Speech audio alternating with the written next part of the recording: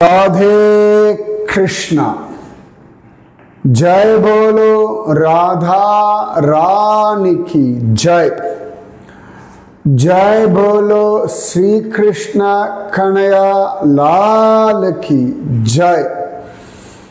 जय बोलो वृंदावन धाम की जय। जय बोलो यमुना मैया की जय। जय बोलो गोवर्धन गिरिराज की जय। राधे कृष्णा। अழகான கோவர்தனகிரி பரிக்ரமா மார்க்கத்தில் சுத்தின்னு இருக்கோம். நேத்தி ஹரிதேவனை பார்த்தோம் இல்லையா? அப்பதான் சொல்லிட்டு இருந்தேன், ஹரிதேவ், கோவிந்ததேவ், பலதேவ், அப்புறமா மதுரால் என்னன்னு கேட்டிருந்தேன், கேசவ் தேவ் அப்படின்னு பேர், கேசவ்ஜி மந்திர். சரியா?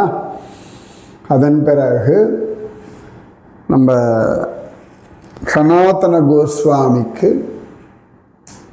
அவருடைய பஜன் குட்டீரம், அவர் எப்படி கௌர் பூர்ணிமா அன்னைக்கு சத்கதி அடைஞ்சார், இது எல்லாமே பார்த்தோம். அப்போ தான் கேட்டிருந்தேன் அவருக்கு எத்தனை வயசுன்னு. அவர் 1488 பிறந்தார். 1558 70வது வயசில் குரு பூர்ணிமா அன்னைக்கு சத்கதி அடைஞ்சுட்டார். அதாவது அவருடைய 27 வயசில் அவர் பிருந்தாவனம் வந்தார். 43 வருஷம் பிருந்தாவனத்தில் வாழ்ந்தார். என்ன பாக்கியம் பாருங்க, 43 வருஷம். அவ்வளவு சிரேஷ்டம். அந்த மகாத்மாவோட விஷயங்கள் எல்லாம் அனுபவித்தோம். சரியா? அதன் பிறகுதான் மானசி தேவி, ஹரிதேவா, இவர்கள் எல்லாரையும் அழகாக அனுபவித்தோம். இந்த ஹரிதேவா, மானசி தேவி, இதுக்கு பக்கத்தில் ஒரு குண்டம் உண்டு. குண்டம்னா குளம்னு அர்த்தம். பிரம்ம குண்டா அப்படின்னு அதுக்கு பெயர். ஏற்கனவே ஒரு பிரம்ம குண்டம் நாம் பிருந்தாவனத்தில் ரங்கஜி மந்திர் பக்கத்தில் பார்த்தோம். அங்கே தான் பிரம்மதேவர் பகவானை ஸ்தோத்திரம் பண்ணார், அழுதார், இப்படி எல்லாம் சொன்னேன் இல்லையா? அதே போல் இங்கே ஒரு பிரம்ம குண்டம். ஆதிவராக புராணத்தில் அழகா இந்த பிரம்ம குண்ட மகாத்மியத்தை பற்றி காண கிடைக்கிறது. நம்ம எல்லாருக்குமே தெரியும், பிரம்ம மோகனம்னு பெயர், ரைட்டா? பிரம்மதேவருடைய மோகம் எப்போ வருது? இந்த அகாசுரன் பகவான் மலைப்பாம்பு வேஷத்தில் வந்த அகாசுரனை வதம் பண்ண பிறகு எல்லாரும் அவனை கொண்டாடுறதை பார்த்து நிஜமாவே கண்ணன் அவனுடைய பிரபாவம் எவ்வளவு தூரம் உசத்தி. அதாவது கண்ணன் தெய்வமானவர் பார்க்கல, நம்ம இந்திரன் போல அப்படி ஒரு டவுட் இல்லை. கண்ணனுடைய பிரபாவம் எவ்வளவு இருக்கும், எல்லாத்தையும் பார்க்கலாமே, அப்படி ஒரு ஆசை தான் பிரம்மதேவருக்கு. அதான் பிரம்ம மோகனம்னு பேர், இந்திர கர்வபங்கம்னு பெயர். ஒவ்வொன்றுத்துக்கும் ஒரு அர்த்தம் உண்டு இல்லையா? பிரம்மன் மோகிச்சு போயிடாத, கிருஷ்ணன் மாமாயன். ஸோ யாரை வேணா மோகத்தில் மாட்டி விடுவான். ஸோ இந்த பிரம்ம மோகனம். அப்போ பிரம்மதேவர் கன்றுகள், அப்புறம் பிள்ளைகள் எல்லாரையும் ஒழிச்சு வச்சுடுறார். ஒரு வருஷம் கழித்து பார்க்குறார், இவர் ஒழிச்சு வச்ச பிள்ளைகள் கன்றுகள் எல்லாம் அவர் ஒழிச்சு வச்ச இடத்துல இருக்கான். ஆனால் கோகுலத்தில் எதுவும் மாறலை, எல்லாரும் சந்தோஷமாக திருப்தியாக நிம்மதியாக ஜாலியாக இருக்கா. பார்த்தா இவர் ஒழிச்சு வச்ச கன்றுகள் பிள்ளைகள் எல்லாம் இங்கேயும் இருக்கா. இவர் ஒழிச்சு வச்ச இடத்துல மயங்கி அங்கே தூங்கிட்டு கிடக்கிறா அந்த கன்றுகள் பிள்ளைகள். கோபால குழந்தைகள். இப்போ இங்கே வந்து பார்த்தா இங்கேயும் இருக்கு. அப்போ அவருக்கு ஒன்றும் புரியல. அப்போ அவருக்கு புரிஞ்சு கொடுத்து, கண்ணனிடத்துல நான் என் விளையாட்டை காட்டிட்டேன், அவன் விளையாட்டை என்கிட்ட காட்டுறான்னு புரிஞ்சு, கண்ணா மன்னிச்சுடு அப்படின்னு பகவானிடத்துல சரணாகதி பண்றார்.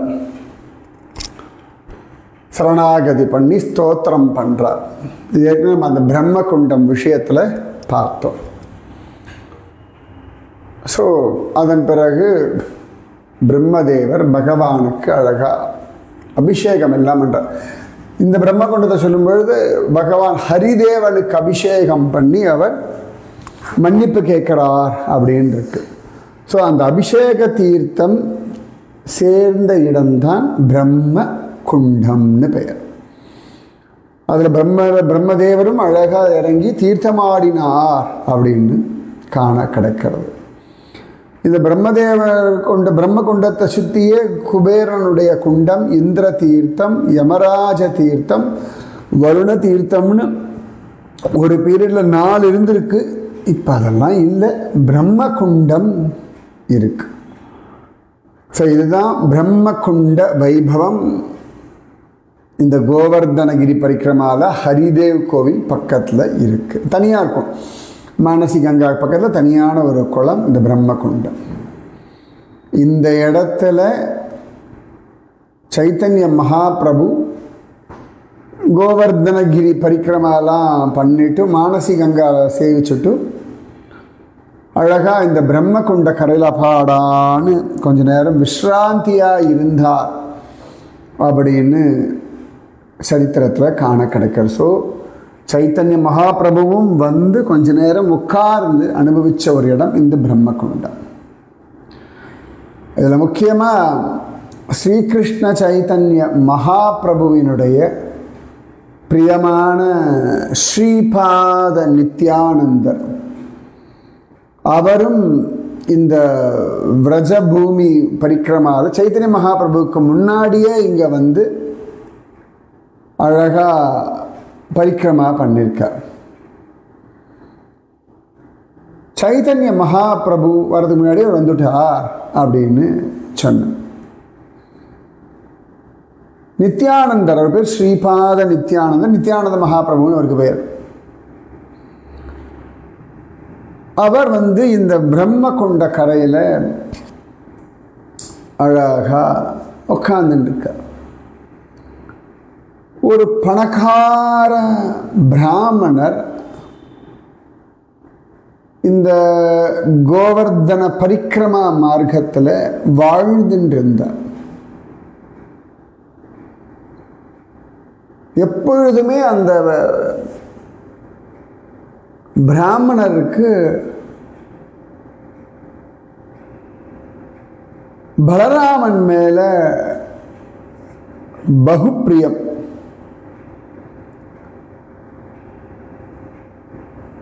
எவ்வளோ பிரியம்னா அவருக்கு பலராமன் தான் தெய்வம். கிருஷ்ணனோட அவருக்கு பலராமர் மேல அவ்வளவு தூரம் பிரியம். அவருக்கு ரொம்ப நாள் ஆசை பலராமரை பிரத்யக்ஷத்தில் பார்க்கணும்னு அவருக்கு ஆசை. இப்போ பார்த்தாலும் பலராம லீலைகளையே கேட்பார், பலராம லீலைகளையே ஸ்மரிப்பார், பலராம ஸ்மரணையே பண்ணிட்டு இருப்பார். அப்ப ஒரு நாள் அவருக்கு ஒரு அனுகிரகம் கிடைக்கிறது. என்ன அனுகிரகம்னா, கோவர்தன பரிக்கிரமா மார்க்கத்தில் உனக்கு என்னுடைய காட்சி கிடைக்கும்னு ஒரு கேரண்டி பலராமர் அவருக்கு கொடுக்கிறார். அதனால் அவர் என்ன பண்ணுறார், எப்போ பார்த்தாலும் கோவர்தனகிரி பரிக்கிரமா மார்க்கத்திலேயே சுற்றின்னு இருப்பார். என்றாவது ஒரு நாள் என் பலராமன் எனக்கு காட்சி கொடுப்பார் அப்படின்னு. கரெக்டாக அவர் இப்படி சுற்றிகிட்டே இருக்காரா. அப்போ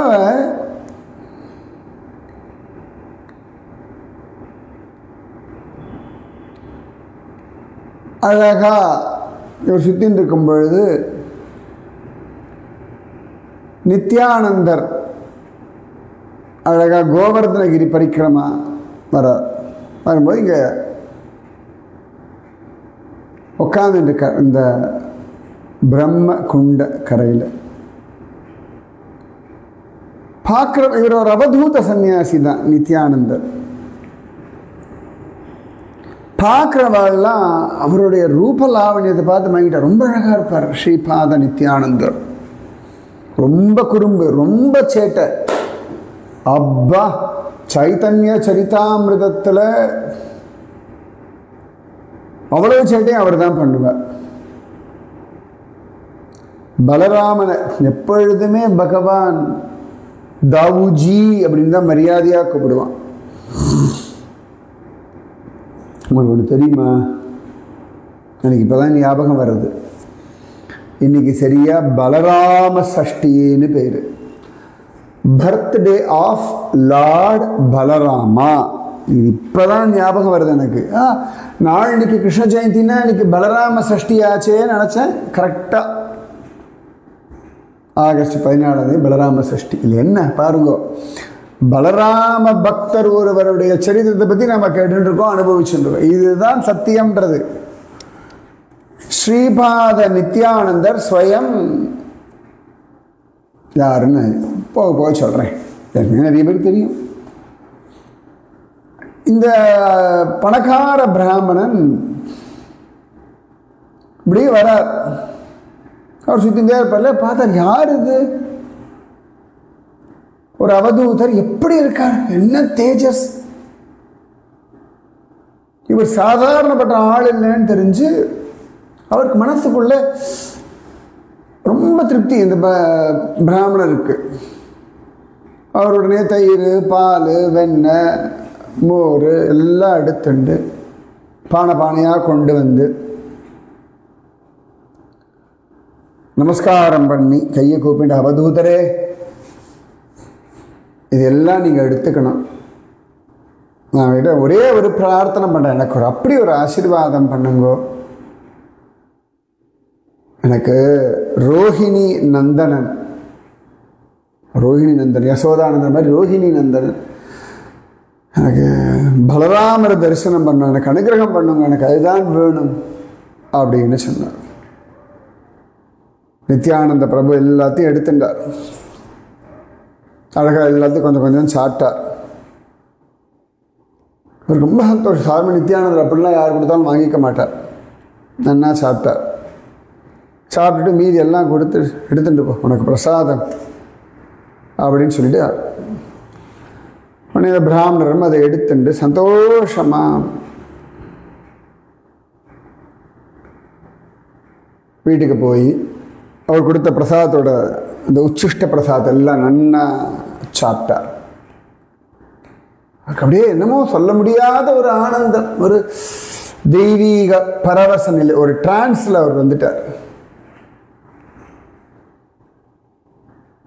சாயங்காலம் திரும்பி போய் பார்க்கணும்னு நினைச்சா என்னமோ போக முடியலை. அப்படியே ஒரு காரியம் சாயங்காலம் ஆயிடுத்து, ராத்திரி ஆயிடுத்து, அப்படியே தூங்கிட்டார் பிராமணர்.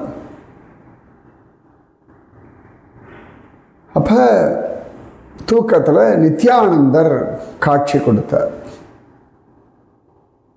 ரொம்ப சந்தோஷம் இந்த பிராமணருக்கு.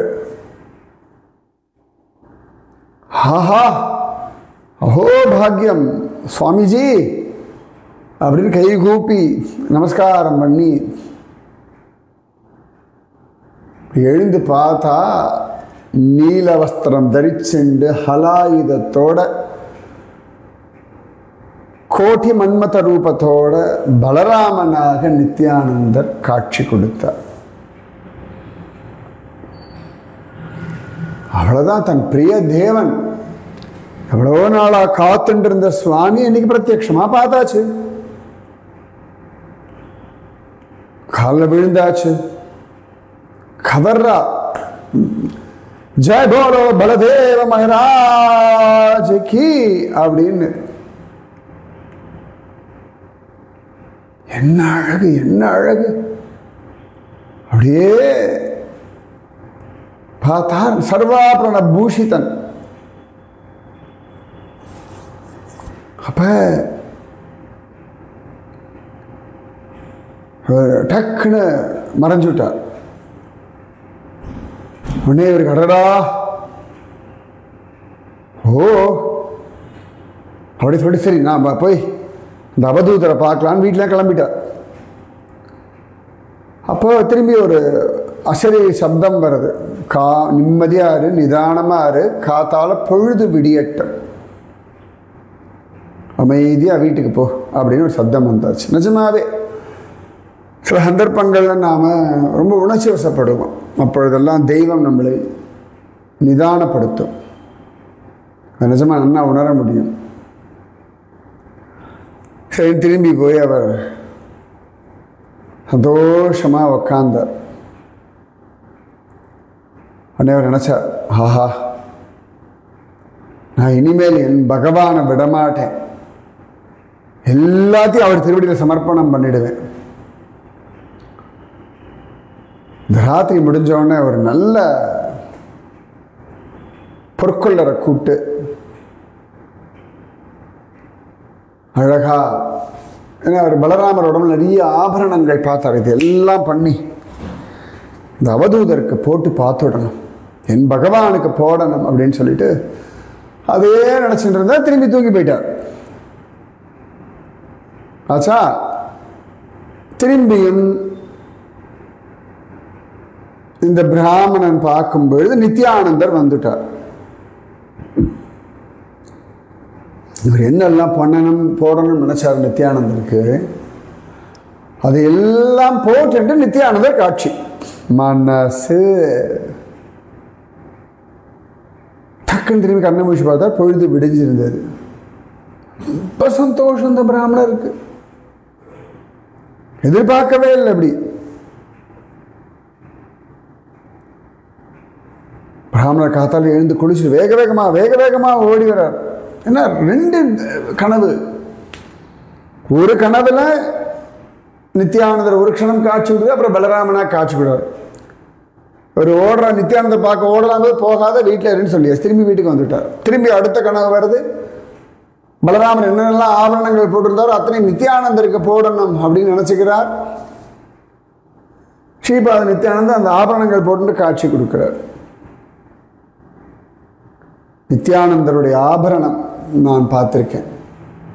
பிருந்தாவனத்தில் ஸ்ருங்கார் வட் அந்த இடத்துல ஸ்ரீபாத நித்யானந்தருடைய வம்சத்தவர் இருக்கார். அனுப் கோஸ்வாமின்னு அவருக்கு பேர். அவர் இப்போ பரமபதிஷ்டா அந்த வயசானவர். அவர் எனக்கு இந்த ஸ்ரீபாத நித்யானந்தருடைய கையிலுடைய கோல்டன் பிரேஸ்லெட் காமிச்சிருக்கார். நான் தொட்டு பார்த்துருக்கேன். ஸ்ரீபாத நித்யானந்த ஜபிச்ச துளசி மாலை தலையில் வச்சு ஆசீர்வாதம் பண்ணியிருக்கார். இந்த பிராமணன் வந்தாச்சு, எல்லாம் சொன்னார். உடனே ஸ்ரீபாத நித்யானந்தர் அவர் கையை பிடிச்சி அப்படி தடவி கொடுத்து இந்த பிராமணனுக்கு தான் ஸ்வயம் பலராமன்னு காட்டி கொடுத்தார். அதுக்கப்புறமா இந்த பணக்கார பிராமணர் கேட்டாராம், சுவாமி நீங்கள் இவ்வளோ நகைகள் போட்டதில் யார் பண்ணி கொடுத்தா அதெல்லாம் அப்படின்னு சொல்லி கேட்டாராம். அதாவது பண்ணி கொடுக்கணும்னு ஆசை. ஸ்ரீபாத நித்யானந்தர் சொன்னார், ஒரு நாள் நீ எனக்கு பண்ணி கொடு, எனக்கு இப்போதைக்கு ஒன்று பண்ணுவேன். இந்த கோவர்தன சிலையை மட்டும் ஒரு தங்க குப்பியில் போட்டு கொடு, சின்ன ஒரு கோவர்தன கல், அப்படி ருத்ராட்சமெல்லாம் தங்க குப்பியில் போட்டு வச்சுப்போல அந்த மாதிரி போட்டு கொடு, அதை நான் என் கழுத்தோடு நான் போட்டுக்கிறேன் அப்படின்னு சொல்ல. தெரியல அது இப்போ எங்கே இருக்குது யார்கிட்ட இருக்குலாம் தெரியாது. ஆனால் அந்த பிராமணர் பண்ணி கொடுத்துருக்கார். ஸ்ரீபாத நித்யானந்தர் அதை போட்டுண்டார். பிராமணத்தில் கை வச்சார். யாருக்குன்னே சொல்லக்கூடாதுன்னு அப்படின்னு சொல்லிட்டு ஆசீர்வாதம் பண்ணிட்டு கிளம்பிட்டார். கொஞ்ச நாள் இந்த பிராமணரோடு இருந்துட்டு அதுக்கப்புறம்